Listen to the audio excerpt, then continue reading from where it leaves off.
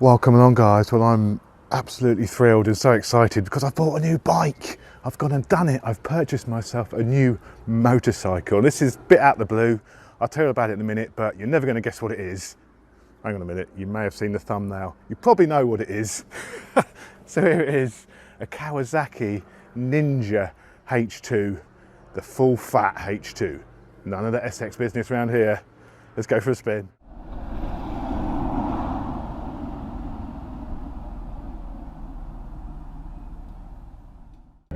Here we go. I've only got to bought a H2.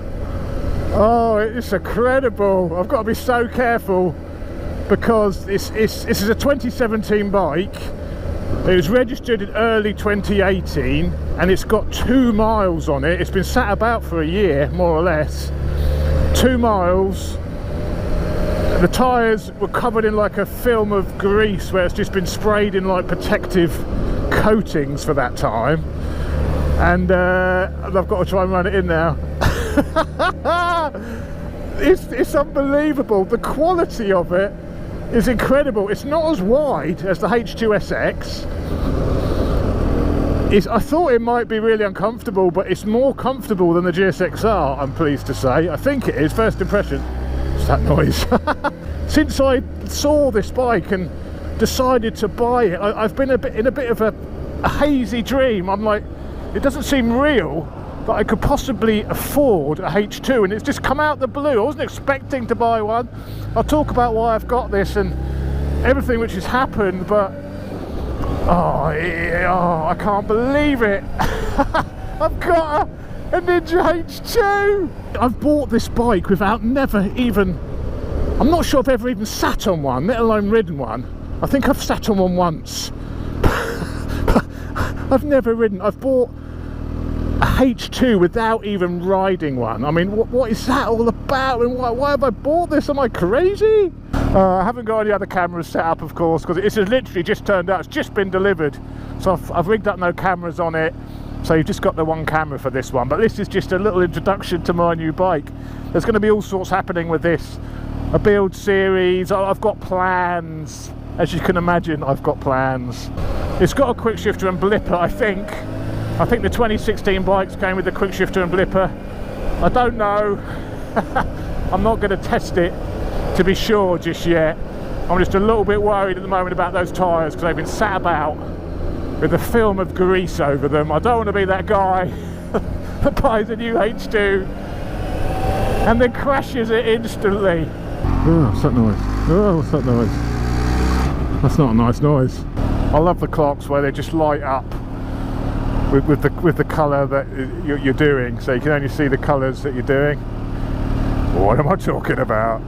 Okay, so why have I bought a H2? What the hell is going on? Well, it's a long story really. Why I've got this. It's a long story.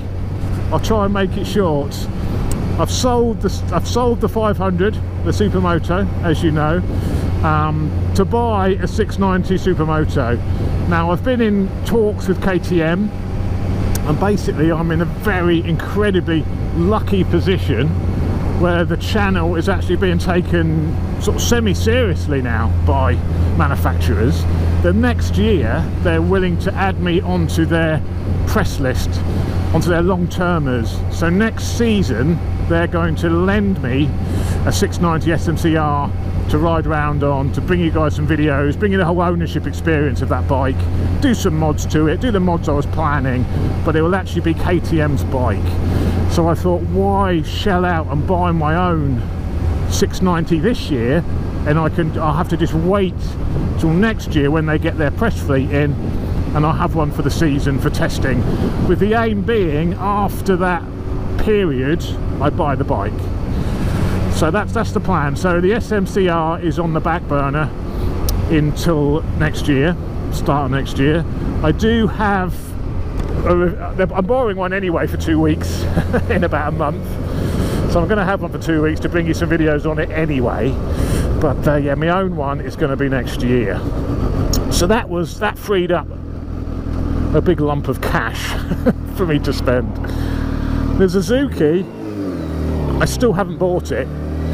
I've been messed about by Suzuki a little bit. I don't want to say too much, but we agreed a price on that bike back in November last year, and basically I sold the Super Duke to buy it to raise the money, and I've basically been awaiting an invoice from them ever since. So they haven't sent me an invoice. I went out on the bike last week, well, it's about 3 weeks ago now actually. I rode down to Weymouth on it, had a great day out just after I'd sold the Supermoto. Got home, I thought I better check the tax situation on this bike, because obviously it's all insured and taxed through Suzuki. So I checked the tax online, it's got no tax. The tax ran out last month, and the same on the insurance database, it's not showing as being insured. So I can't ride that bike anymore because it's not taxed. I don't have the V5 obviously because it's Suzuki's bike, the title's in their name.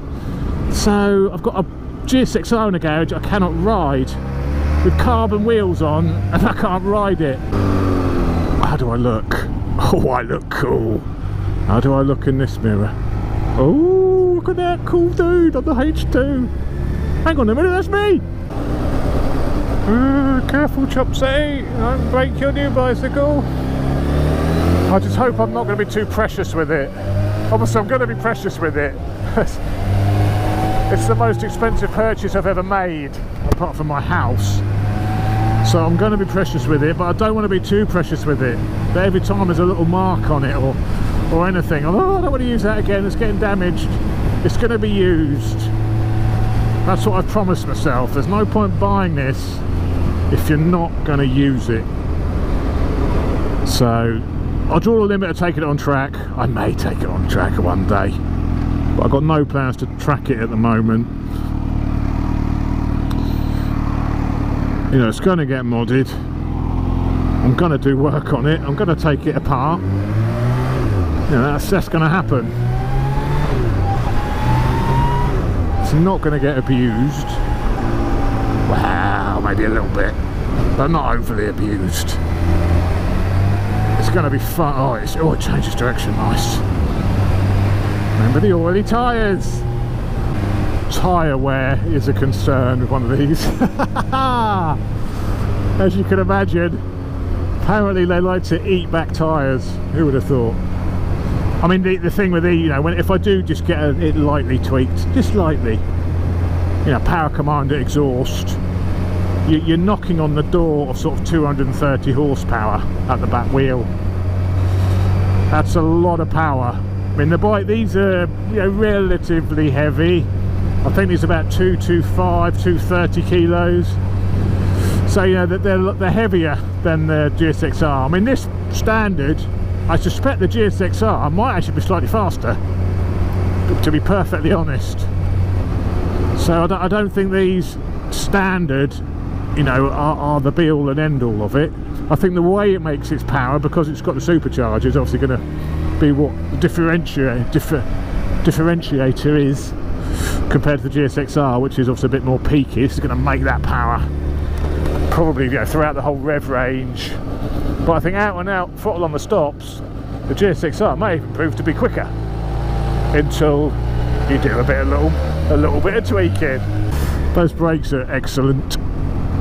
M50s on this with the full Brembo master cylinder setup. They're really nice. Come on, mate, on your Triumph. I'm up for some filtering, mate. Please, nobody damage my bicycle.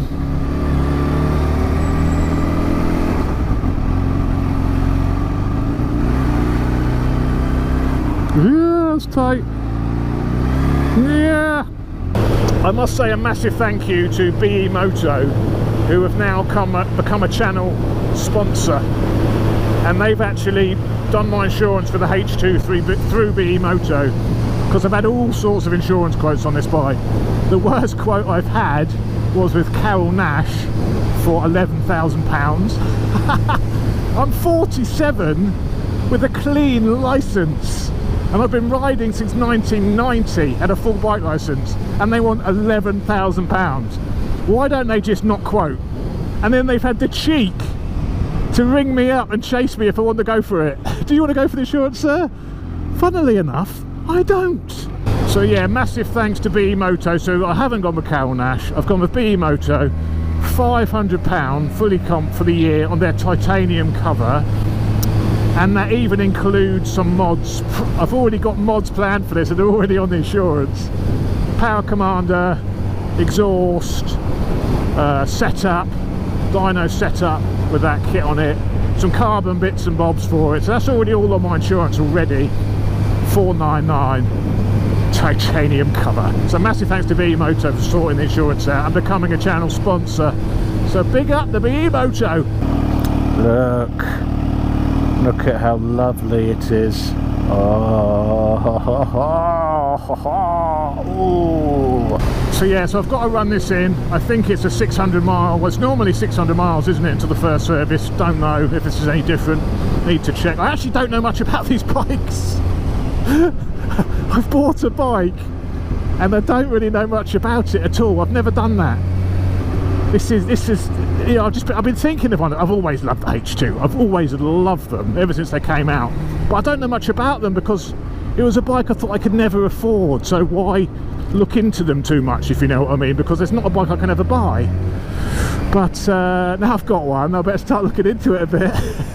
I feel like I'm going to wake up in a minute and be like, oh, do you know, I actually had a dream I had a H2. About 6 months ago I had a dream I had a H2 and I really liked it.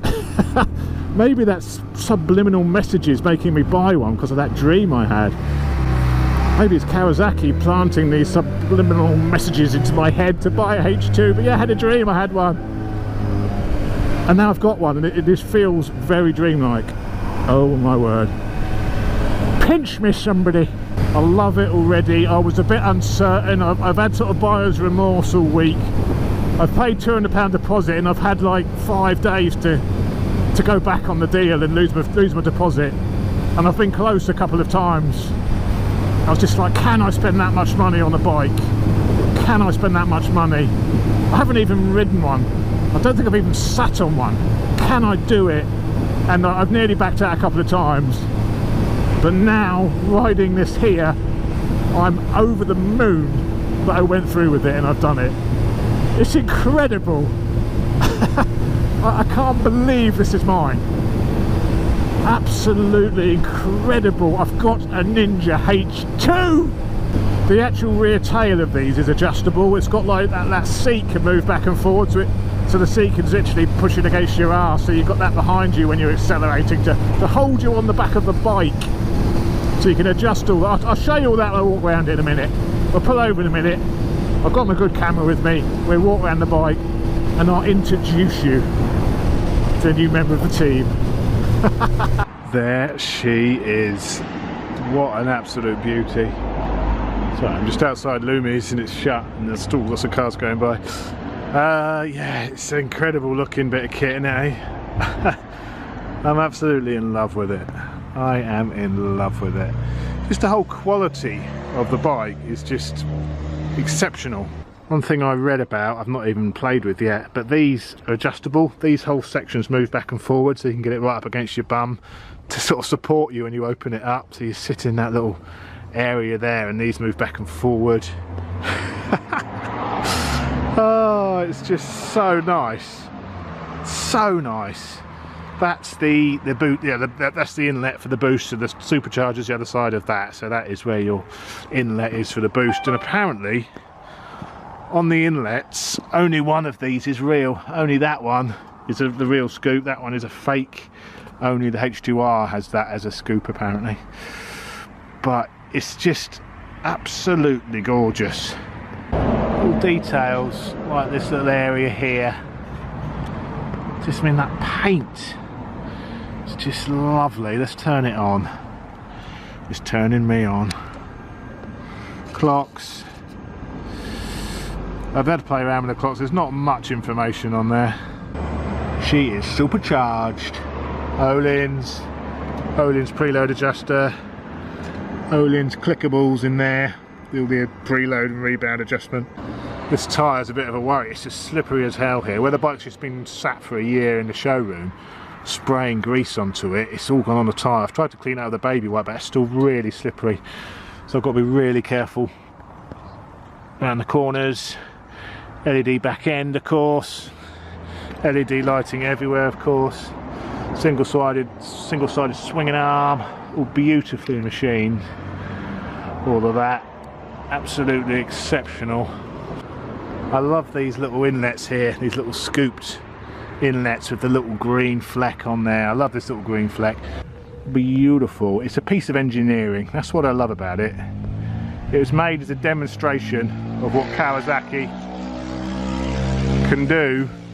A bit like the Bugatti Veyron, sort of a showcase of their technology and what they can do. And it's a hell of a machine. What's best about it? What's best about it is it's mine.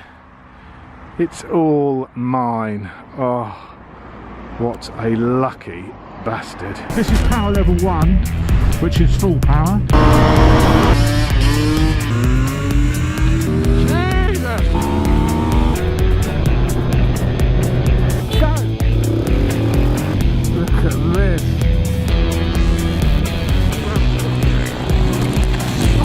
It's there, boy. Dickhead, man. This thing is absolutely bonkers.